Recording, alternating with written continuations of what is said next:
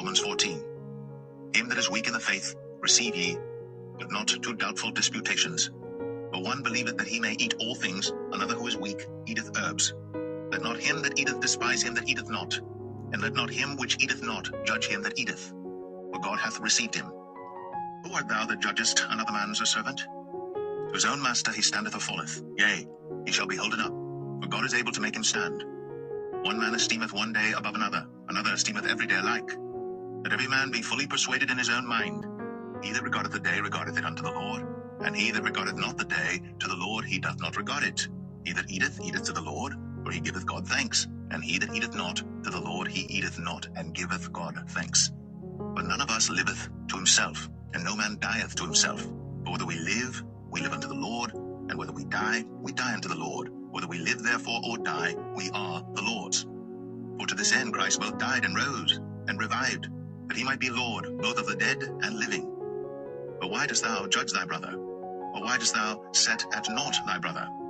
For we shall all stand before the judgment seat of Christ. For it is written, As I live, saith the Lord, every knee shall bow to me, and every tongue shall confess to God. So then every one of us shall give account of himself to God. Let us not therefore judge one another any more, but judge this rather, that no man put a stumbling block or an occasion to fall in his brother's way. I know and am persuaded by the Lord Jesus that there is nothing unclean of itself, but to him that esteemeth anything to be unclean, to him it is unclean. But if thy brother be grieved with thy meat, now walkest thou not charitably?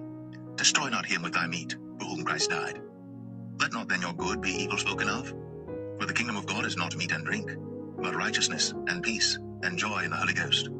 For he that in these things serveth Christ is acceptable to God, and approved of men. Let us therefore follow after the things which make all peace, and things wherewith one may edify another. For meat destroy not the work of God. All things indeed are pure, but it is evil for that man who eateth with offense. It is good neither to eat flesh, nor to drink wine, nor anything whereby thy brother stumbleth, or is offended, or is made weak. Hast thou faith? Have it to thyself before God. Happy is he that condemneth not himself in that thing which he alloweth.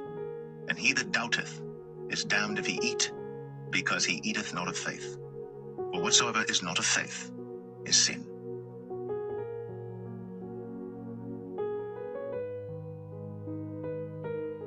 Romans 15. We then that are strong ought to bear the infirmities of the weak, and not to please ourselves. Let every one of us please his neighbor for his good to edification. For even Christ pleased not himself, but as it is written, the reproaches of them that reproached thee fell on me. For whatsoever things were written aforetime were written for our learning, that we through patience and comfort of the Scriptures might have hope. Now the God of patience and consolation grant you to be like-minded one toward another according to Christ Jesus, that ye may with one mind and one mouth glorify God, even the Father of our Lord Jesus Christ. Wherefore receive ye one another, as Christ also received us to the glory of God. Now I say that Jesus Christ was a minister of the circumcision for the truth of God, to confirm the promises made unto the fathers, and that the Gentiles might glorify God for his mercy, as it is written, For this cause I will confess to thee among the Gentiles, and sing unto thy name. And again he saith, Rejoice ye Gentiles with his people.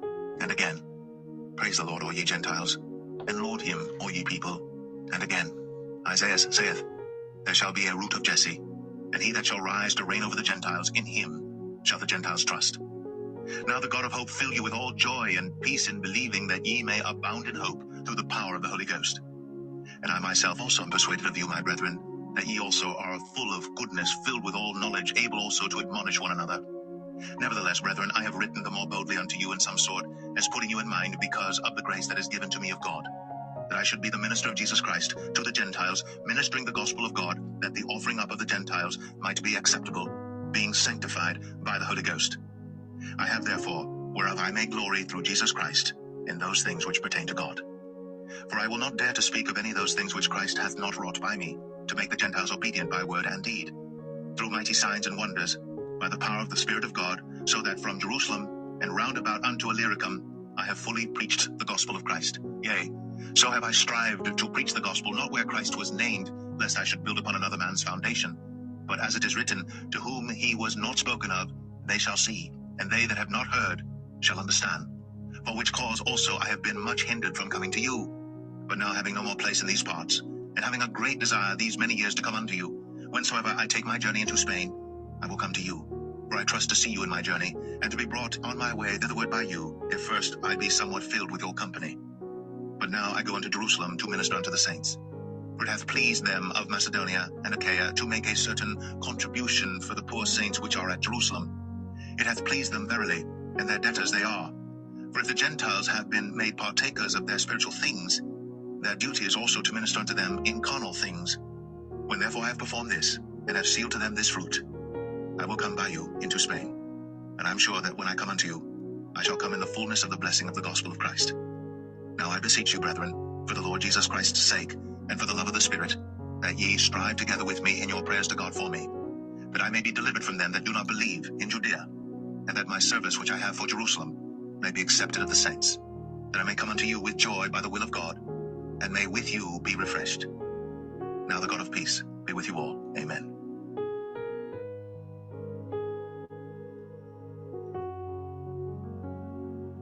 Romans 16. I commend unto you Phoebe, our sister, which is a servant of the church which is at Cenchrea, that ye receive her in the Lord, as becometh saints, and that ye assist her in whatsoever business she hath need of you. For she hath been a succorer of many, and of myself also. Greet Priscilla and Aquila, my helpers in Christ Jesus, who have for my life laid down their own necks, unto whom not only I give thanks, but also all the churches of the Gentiles. Likewise, greet the church that is in their house. Salute my well-beloved Epanetus, who is the first fruits of Achaia unto Christ. Greet Mary, who bestowed much labor on us. Salute Andronicus and Junia, my kinsmen, and my fellow prisoners, who are of note among the apostles, who also were in Christ before me. Greet Amplias, my beloved in the Lord. Salute Urbane, our helper in Christ, and Stachys, my beloved. Salute Apelles, approved in Christ. Salute them which are of Aristobulus' household. Salute Herodian, my kinsman. Greet them that be of the household of Narcissus, which are in the Lord. Salute Tryphena and Tryphosa, who labor in the Lord. Salute the beloved Persis, which labored much in the Lord. Salute Rufus, chosen in the Lord, and his mother and mine. Salute Asyncritus, Phlegon, Hermas, Petrobus, Hermes, and the brethren which are with them. Salute Philologus and Julia, Nereus and his sister, and Olympus, and all the saints which are with them. Salute one another with an holy kiss. The churches of Christ salute you. Now I beseech you, brethren, mark them which cause divisions and offenses contrary to the doctrine which ye have learned, and avoid them. For they that are such serve not our Lord Jesus Christ, but their own belly, and by good words and fair speeches deceive the hearts of the simple. For your obedience is come abroad unto all men. I am glad therefore on your behalf.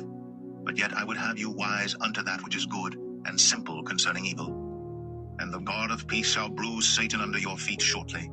The grace of our Lord Jesus Christ be with you. Amen. Timotheus, my workfellow, and Lucius and Jason, and Sosipater, my kinsmen, salute you. I, Tertius, who wrote this epistle, salute you in the Lord. Gaius, mine host, and of the whole church, saluteth you.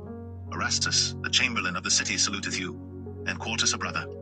The grace of our Lord Jesus Christ be with you all. Amen.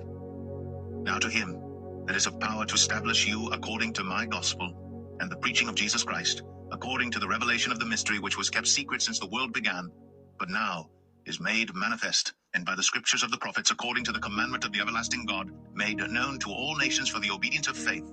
To God only wise be glory through Jesus Christ forever. Amen.